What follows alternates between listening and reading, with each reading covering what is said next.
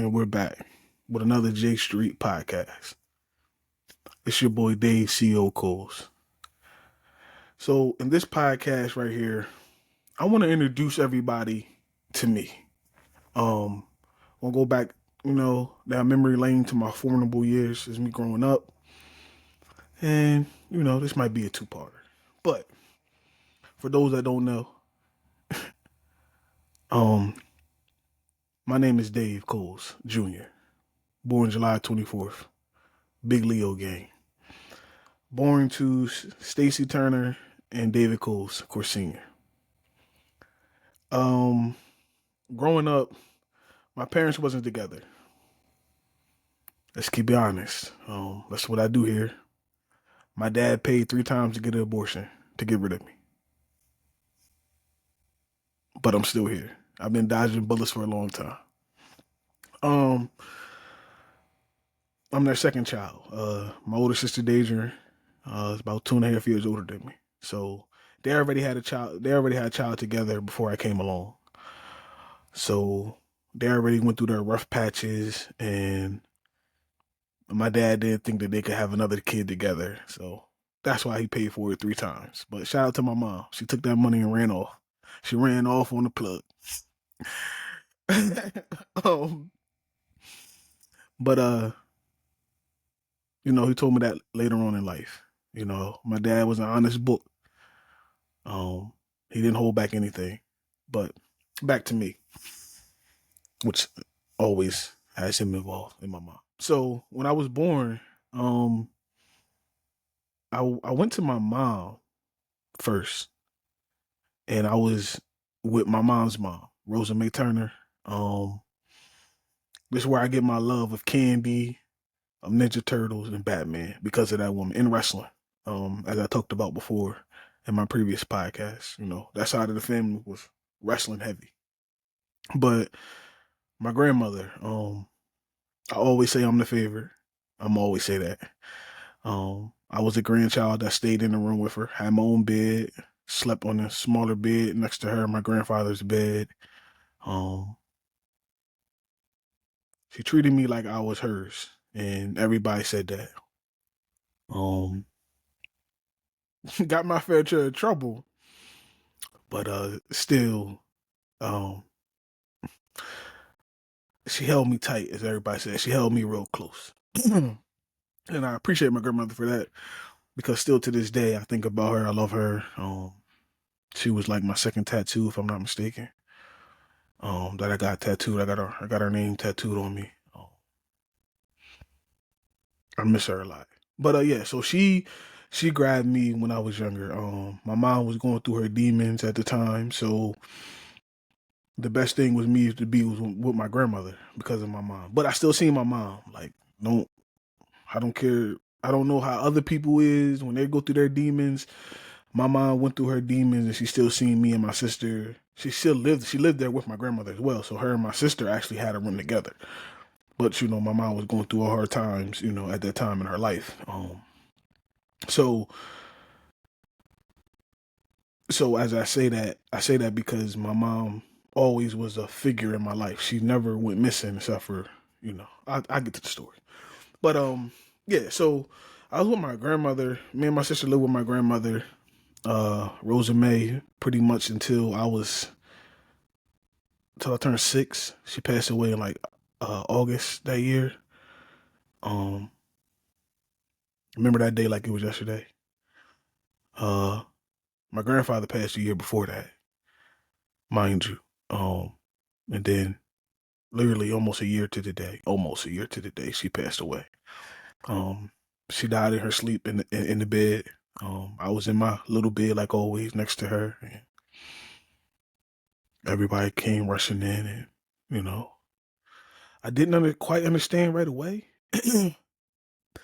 till they sat me down. They told me she passed away, and then as I got older, she passed away from cancer. But now that I'm older now and I have a wife, she died of a broken heart.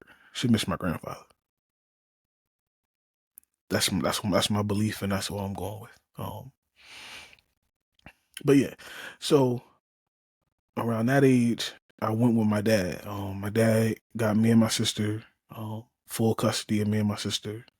My mom was still going through her demons, and that's where I believe my mom. Shout out to my mom because she knew she wasn't in the right state of mind to raise two kids at that time in her life. So naturally, us going with my father was the best thing for me and my sister at the time. And to my dad credit, he never kept us away from my mom. He never.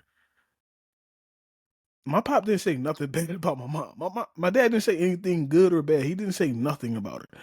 So when people said stuff like, you know how you hear parents talk down about their baby mom, my dad didn't say nothing. Now he spoke the truth if we asked him questions, but he didn't go out and bash my mother in no type of way.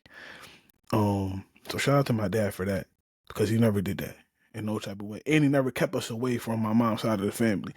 So that's why I still had relationships with my aunt Boo Boo, my aunt Sheila, my aunt Eva, my aunt Diane, my uncles, and of course their kids. Naturally, my cousins. I had great relationships with them still because even though my dad had custody of us, he didn't keep us away from our family.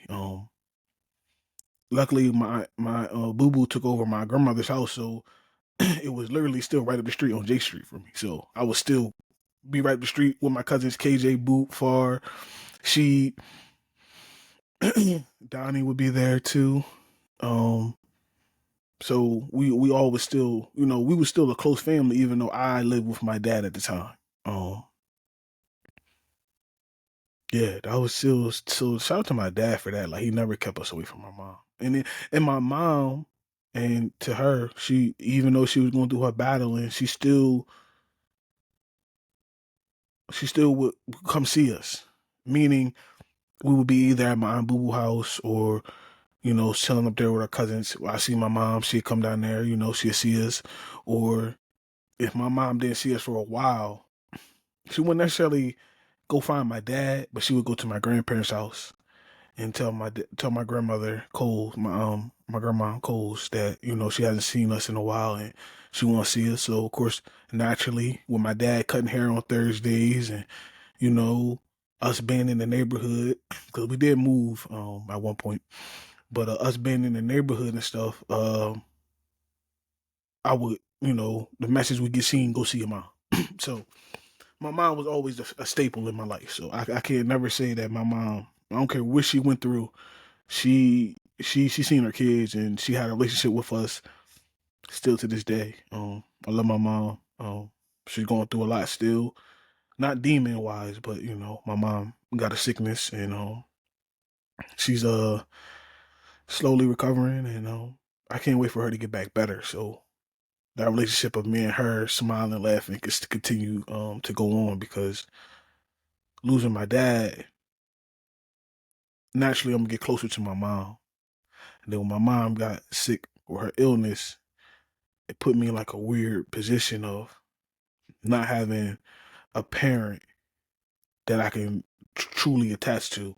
But in the same respect to my in-laws, which I don't like calling them that, but to my other mom and dad, um, I know they can never fill the shoes, but they do a damn good job. So I'm blessed to have them in my life, and of course, to to my stepmother, I love you too.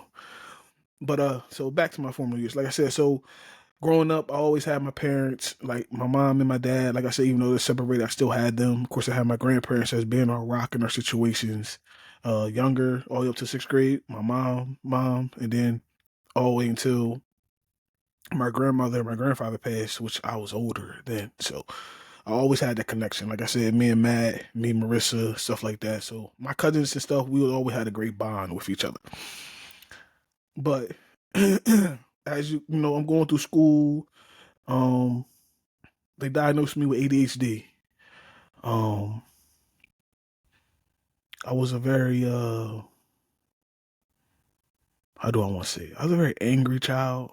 I had a lot of I was quick tempered. Um, some people say that's because that's a Leo in me. I get it from my dad as well. Quick tempered, high headed. I remember in school throwing a desk at a teacher. I threw the desk at a teacher because she knew I had a strict parent, meaning my dad. And anything I would do in school, she would say, "I'm gonna call your dad. I'm gonna call your dad." So I think this day I was just fed up. Like, well, if you're gonna call him, it's gonna be for a real reason why you're gonna call him today. And I picked the desk up and I threw it at her. I threw it at her without throwing it at her, meaning I could have hit the woman with the desk, but I knew I wasn't going to. I just did it to scare her. And, put me on Ritalin and all that type of stuff. I was hyper and, um, that was just some of the things that, I'm going through as a young man growing up. But luckily I found the love for football. Football was a way for me to get my pent up frustration out. I played football from the age of 6 to 18, pretty much. Um, and then I started forming in my circle, my friends, which are now families and I consider brothers. Of course, y'all know about the Ameses. Everybody know how Coles and the Ameses are. Tight family. That's my family, regardless. But I want to shine a little light on the Capers. Sheik, my bro. I met him. He moved on the neighborhood on the block. Um, he fit right on in with us. Uh, we went to Warner Elementary. I'm gonna touch on this story right quick because this story right here is crazy. So me and Sheik was in school together, and yes, this is the school where I also threw the chair at the teacher. But this was later. That was later on in the year. But early in the year, me and Sheik were just terrorizing the school. It was just us two. We was thick as thieves and having fun. I wonder if Sheik remembered this story, but of course I'm sure he remembered because he broke his arm.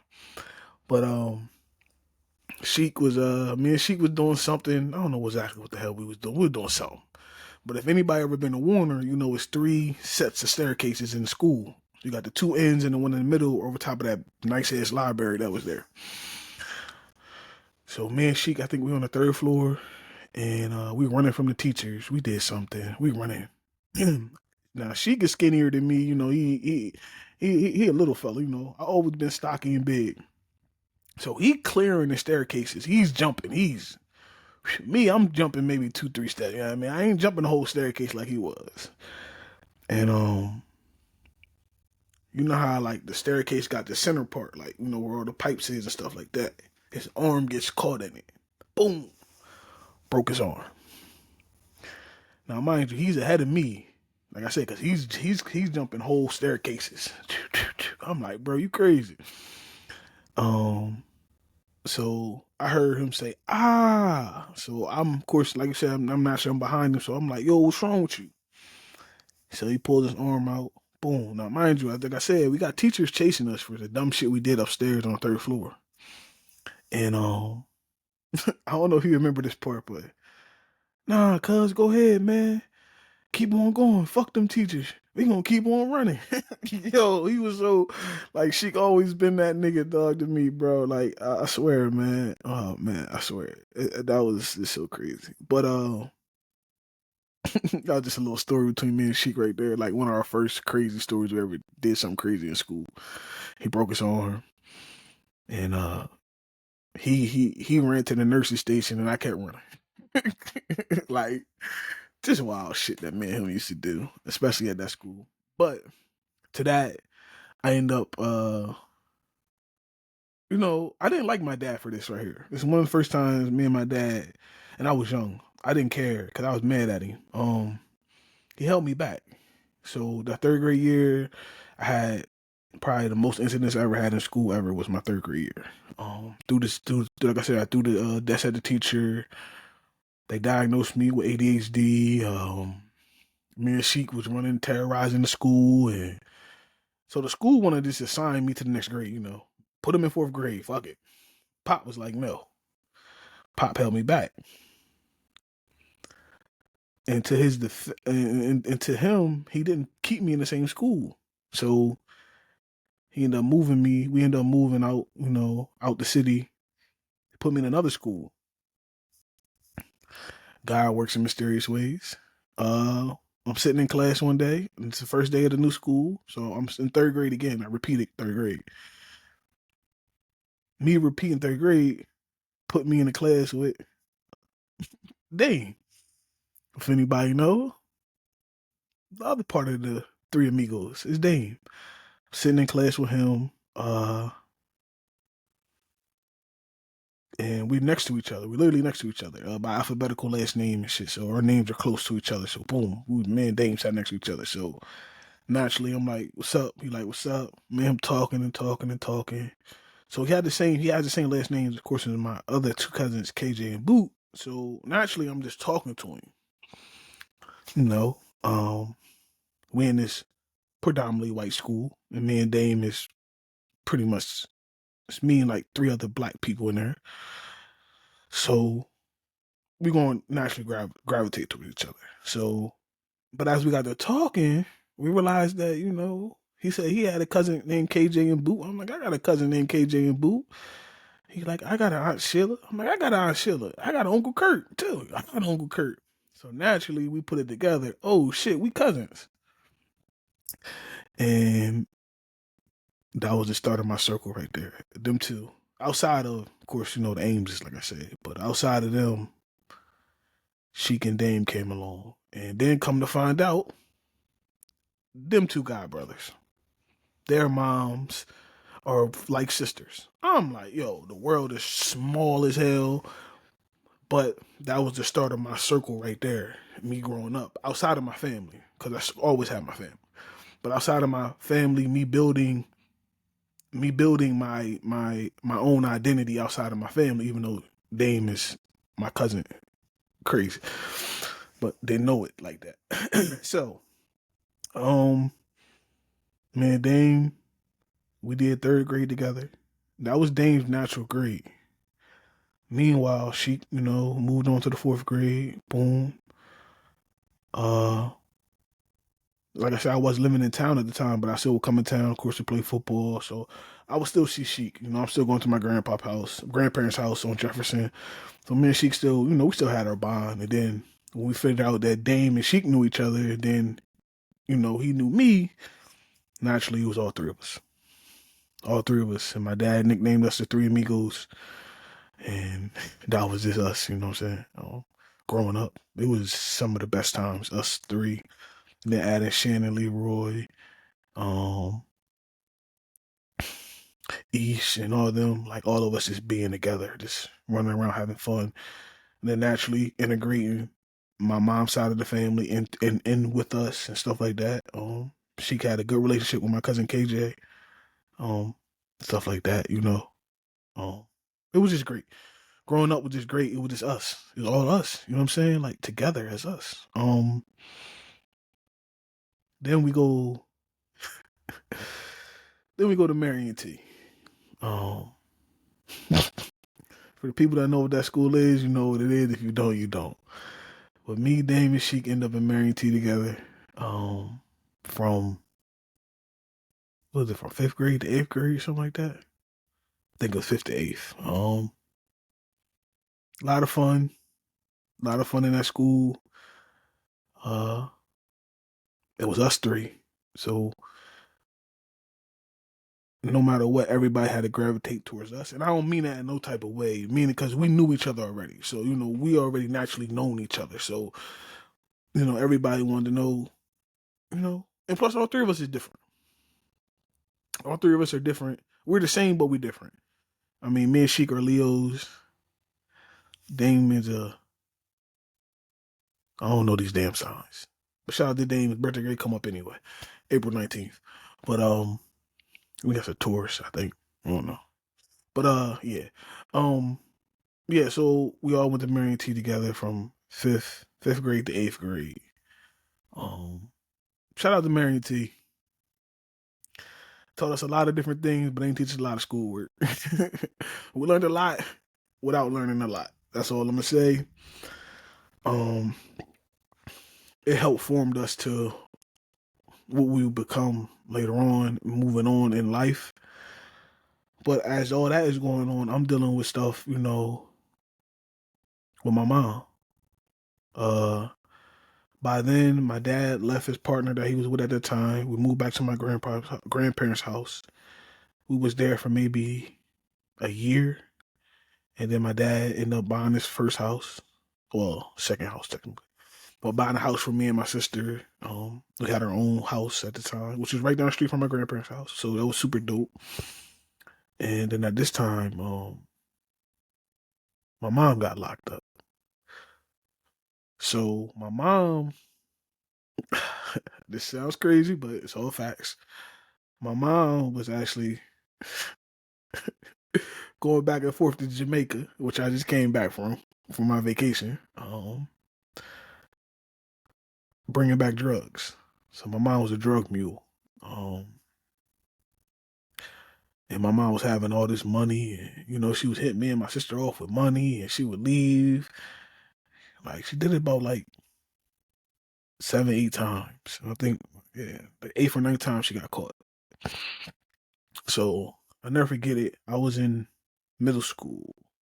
Yeah, I was in middle school, and my sister, of course, was in high school, and we got the call that our mom got locked up, and it was crazy. Um, her being locked up. My mom was locked up for 4.5 years, 3.5 years, 3.5 years. Yeah, she came home. I was playing football. I was in tenth grade. Yeah, so I think she went in when I was in seventh grade. Yeah, so yeah, she came home when I was in like 10th grade. But my sister probably took it harder than me at the time. Um, I let her tell her side of the story, but I took it hard pretty well too, cause that's my mom. At the end of the day, and I wasn't a big writer or nothing like that, so I didn't write my mom letters. My mom would tell you, I probably wrote her 3 letters when she was in jail for them 3 years. I couldn't sit down and write a letter. I couldn't put my thoughts together on a piece of paper to write her a letter at the time. So always, when she called, we talked to her on the phone. My dad didn't care about it. He didn't care about, the bill, all that. He accepted, told us to select. My dad told us to take the collect calls when she called. My dad, see, that's why I say my dad's a real man, because he could have been like, y'all not running up my phone bill talking to her. She locked up, blase, blase. But he didn't do that. I swear, my dad never done nothing like this. Period. My dad was, okay, your mom's locked up. You still gotta have a relationship with her. And writing the letters, yeah, David, I know you ain't doing that. My sister probably wrote them more than I did. Um, but talking on the phone, I was cool with it. So I had a relationship with my mom, talking on the phone. We went to go see her one time, and I did not want to go, but we did go one time. And the crazy part is, I remember a lot of shit, but I don't remember it. Like I don't remember it at all. Going to go visit her while she was locked up, and she was up in the Poconos. She was up in the mountains too. Um, just going through that was a very a very trying time for me, because just because I wasn't a mommy's boy like on the outside, I was in the inside, because like my mom always been that person for me. I mean, but as I'm growing up, my dad, I started to really attach to my dad. I always been on my dad's hip, but I always also would go, what I mean, be a mommy's boy. And at that time, when I'm in, seventh, eighth grade, of course I'm growing up, so I'm being more of a, with my dad. I'm with my dad. I'm with my pop. You know what I mean? So me and my pop relationship got super close. Like that's my best friend. Everybody knows that's my right hand man. Like so, but I didn't have my mom. Shout out to my stepmom. Uh, she came into the picture. Well, she been there since my dad got the house in '99, but she really came into the picture like to me, like oh two. Like she always been around, but I'm talking about when I started to really like connect, and have a true bond with her. It was like oh one, oh two. Then my little sister Kayla, of course, was right there. And my stepmom never tried to take my mom's spot ever. She never tried to. Um, I was the one that called her mom first. She didn't call me son first. I called her mom first. And when I did it, my dad didn't tell me to do it or nothing like that. None of that funny shit. I just did it because that was the bond I was having with her. It was me and her was doing stuff. She was doing stuff for us. She was taking care of us. She was cooking. She was cleaning the house. She was, you know what I mean? She would jump on our ass when we did wrong. So naturally, I was gonna, that's a mother figure, and my dad is with her. So I mean, I just called her mom one day, and it stuck ever since.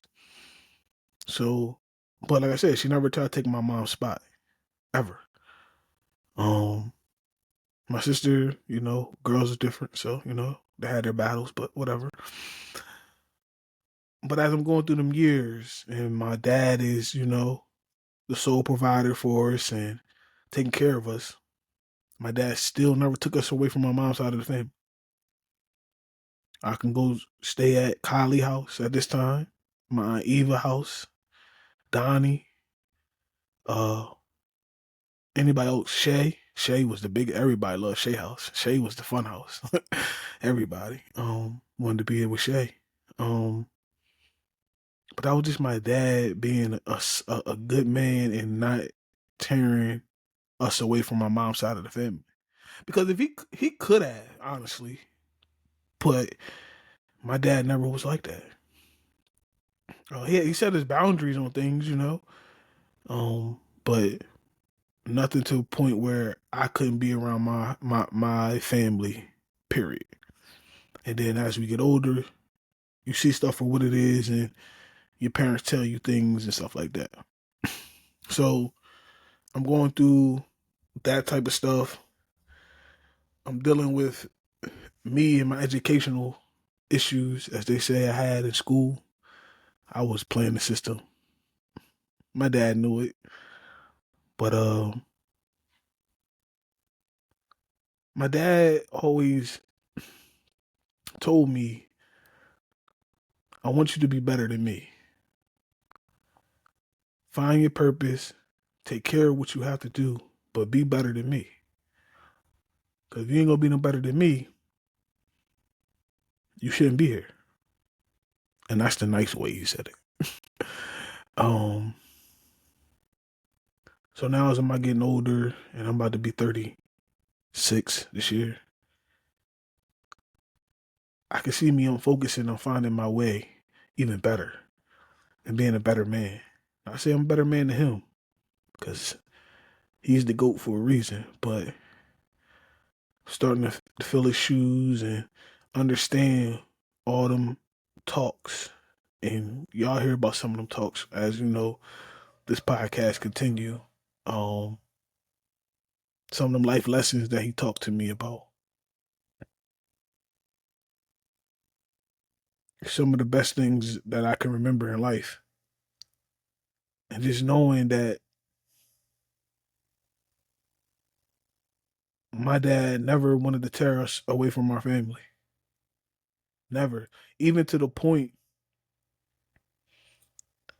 that when my dad passed away, all my cousins, all of them, on my mom's side, called my dad Uncle Dave, showed up to the funeral.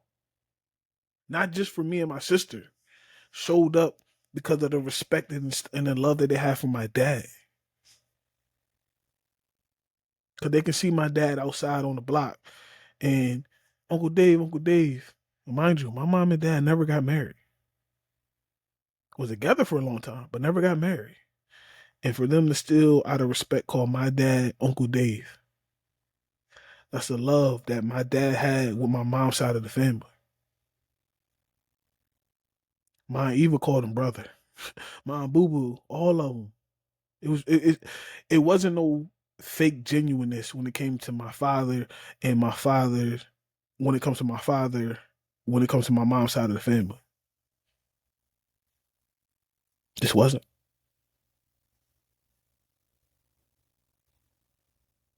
And I know I'm bouncing around talk about me and adding my dad into this, but it all intertwines together at the same time. But yeah. So back to my mom. So my mom comes home maybe when I'm in 10th grade, I think. Yeah, she comes home when I'm in 10th grade. Yeah, because she came to see me and her godsons, D Rob and Chris, play football. That was super dope. My aunt Rochelle, my godmom, and then my mom slipped up and she went back. And she went back right when my sister was getting ready to go to prom. I never forget it. My sister took this so hard. My sister always wanted my mom to be there with her for prom. My mom getting a violation of probation and had to go back for like 6 months, I think. So at this time, it's me. I'm just playing football in school, enjoying life, the little things. Then my mom comes home, and this was a time where she came home for good. She kept herself together, went through the probation situation, didn't violate or nothing. So boom, my mom was home. But my mom was living in Philadelphia at this time. So naturally, we gonna learn how to get up there. So start taking the trains, because everybody wasn't gonna keep driving us up there. So we had to learn how to take the trains up to Philly, the R2, then get off at the gallery. Cause my mom used to work security up there at the parking garage. So we get off, walk over, be with her to the end of her shift. Then she started teaching us how to, takes the L home. Like my mom was just teaching us that stuff like that. And my mom come home. Like I said, I'm in 10th, 11th grade. Yeah, 10th, 11th grade. Yeah, the second time, like 10th, 11th grade. So I'm protective of her because I don't want to lose her again. And my mom will tell you, I don't play. Um, any boyfriend she had, they used to tell her, yo, your son had to talk with me. Yeah, I had to talk with them. I don't play that. We're not playing the handsy shit. You're not putting your hands on my mom. You're not doing none of that. She got enough nephews that will be here in a heartbeat. And I mean a heartbeat. Um, yeah, so luckily my mom didn't have no issues. We didn't have no problems with that. The Delaware niggas didn't have to come up to Philly and act the fool. um, we had some great times up there. Shout out to Uncle Bob. I miss him. Me, Dejan, and a lot of the family got to connect with him when my mom got out of jail because that's where she was at. She was in Philadelphia, so um she had to be in Philadelphia to get the release. So she ended up on my Uncle Bob, which was I don't even know how this shit worked. But Uncle Bob was a cool motherfucker. The coolest motherfucker you ever want to meet in the world. So at this, I'm still going through schooling and stuff like that. Um, my mom is doing good at this time. She ain't fighting the demons. She's going to work. She's paying child support. Man, my sister getting an extra couple dollars. Everything was going good. Always going good until she decided to come back to Delaware. Which is not to say it went bad when she decided to come back to Delaware. I'm not saying that. But she decided to come back to Delaware. She wasn't working as much, stuff like that. Um, my sister got pregnant with my niece, my first niece, Leah. My mom was right there with her. Her first grandchild. My mom was overly excited. You could see my mom being the mom that she wanted to be with us, with her. And it was, I mean, I didn't feel no type of way about it. I was happy because my mom was in a great headspace at the time. My mom was, everything was about that little girl. Um, even before she was even born. Um, I wish I'd have got this phone call that night, but if I did, I probably wouldn't be talking to y'all right now. I'd probably be in somebody's jail. But I'll never forget one of my friends, he got drunk and he pushed my sister while she was pregnant. And shout out to her baby dad and shout out to my mom. Cause they beat that motherfucker ass and threw him down a flight of steps. Like I said, I wish I'd have got the phone call that night, but they knew better than to call me because I'd be getting out of jail or still doing a lot of time in jail. But nah, my mom was that one. Uh so as I get older in life, call myself playing around in the streets a little bit. Um I run into some real people and they was talking to me one day and they was like, yo, I know you. And I'm like, man, you don't know me? He like, I know you, man. I know you. He like, who your dad? So I told him my dad, Dave, aka Shotgun, Gun. And then he's like, who your mom? I'm like, Stacy. I never really told my mom this story. Um, he like, Stacy, Stacy, Stacy. Concord Avenue. I'm like, yeah, it's my mom. Why, what's up? Like, because I'm getting defended now because you about to, like, don't say nothing stupid that's going to get you punched in your face. But he wasn't. He was, when he turned around and said, yo, your mom was the realest. And I'm like, what you mean by that? He's like, bro, your mom was, doing some things, when she got arrested. And your mom could have told on all of us and got out. But your mom did the time. She a real one. I'm like, oh, shit. Like, I'm actually meeting the people that my mom was dealing with when she was going through that bullshit, got her locked up. Like, this shit crazy. Like, the world's small. Like, you never know who you can run into. And these motherfuckers I'm dealing with them selling weed and some other shit I was doing back in the day. And a nigga, like, this the nigga right here who was paying my mom to go to Jamaica and grab bricks and all that and bring them back to Delaware. Like, it was crazy. Like, and I met the nigga. Like, oh shit. Crazy, man. Like, crazy who you run into in when you in that type of life. And her being a stand up woman, they looked at me like I'm gonna be a stand up nigga, which I was with them niggas. And I got, you know what I mean? Whatever happened to him, happened to him. That was shit, I was fucking 21, 36 now. I don't know what happened to them niggas, but yeah, that's just crazy how life be life, and man, how you can run into parallel with people and you don't even know that that person knows you. And that person knew me because of my mom, and I had the most up respect for my mom because of what she did. What she didn't do was snitch. Like, I'm like, oh shit. So that's just wild. That's just wild. Like, for real. But yeah. So and then, like I said, I'm going through my former years. I call myself dibble dabbling in the streets and shit. Um, my mom, she found out I was in the streets, um, selling weed. That's all I do. I ain't never do nothing else but sell weed. Somebody owed me money. I never forget this shit.